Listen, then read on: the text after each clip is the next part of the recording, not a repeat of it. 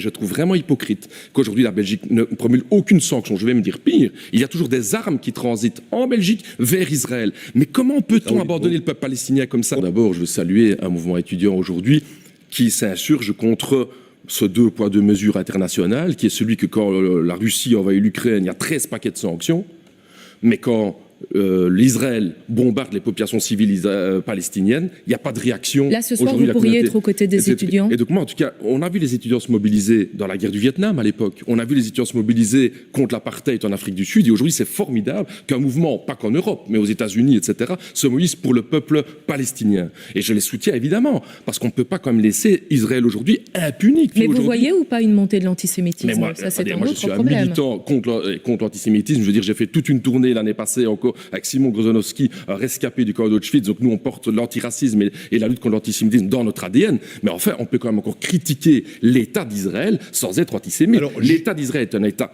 colonial qui opprime aujourd'hui une population palestinienne. Plein de résolutions de l'ONU, 104 résolutions de l'ONU l'indiquent. On doit pouvoir avoir des sanctions. Et je ne comprends pas aujourd'hui que le gouvernement belge n'impose aucune sanction contre Israël. Je trouve ça scandaleux. Raoul Edebo, est-ce que fondamentalement vous ne craignez pas, on le sait, le Hamas est un mouvement islamiste terroriste, est-ce que vous ne craignez pas aussi que ce mouvement gangrène d'une certaine manière des mouvements spontanés comme celui des étudiants palestiniens? Ah mais moi, attention, comme je dis, moi je combat toute forme de racisme, donc moi j'ai pas un problème avec ça. Et de terrorisme, je suppose. Oui, mais je dis qu'évidemment aujourd'hui, le mouvement aujourd'hui en faveur des populations palestiniennes, c'est un mouvement anticolonial. L'État d'Israël est un État colonial et un État d'apartheid. Ok, c'est pas un hasard si c'est l'Afrique du Sud aujourd'hui qui a commencé une procédure à la Cour pénale internationale. Pourquoi? Parce que évidemment l'Afrique du Sud sait ce que c'est que l'apartheid. Et aujourd'hui, je trouve scandaleux. Et il n'y a pas que le PTB qui le dit. Nous sommes des dizaines de milliers en Afrique, en Amérique latine, en Asie. Tous ces peuples du Sud regardent l'Europe et les États-Unis en disant « Vous êtes quand même une bande d'hypocrites. Hein. » Quand c'est les Russes, c'est pas de problème, c'est des sanctions. Mais quand c'est l'Israël, pas de sanctions. Monsieur Edebo, on va nuancer. Vous dites pas de sanctions. On a quand même eu notre Premier ministre qui a dit très clairement qu'il voulait imposer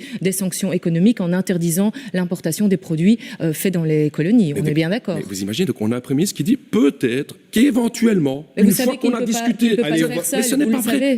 Attendez, pour la Russie, il a fallu 2 jours.